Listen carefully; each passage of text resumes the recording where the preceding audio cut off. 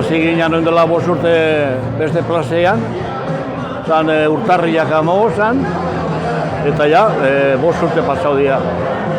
Bueno, balorazioa gu egiten dugu oso baikorrak. Alde batetik, gauza batzuk lortu dugula.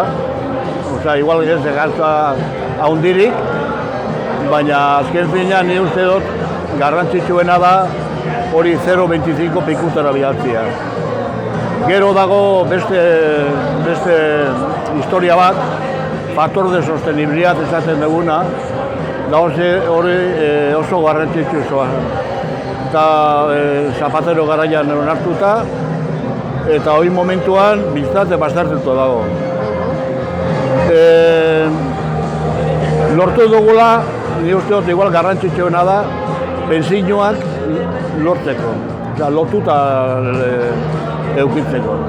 Eta lortu dugula, presupuestos generales del Estado, esate bat duguna, sartuta dago, ez? Eta hain momentua bintzat, hori 8,5% lortuta dago. Eta, bueno, hemendik aurrera, gu garbi dakagu, lortu duguna da mobilizazioak esker.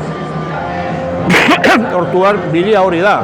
Hemendik aurrerak ere bai, mobilizazioa helburu nagusia izango dela.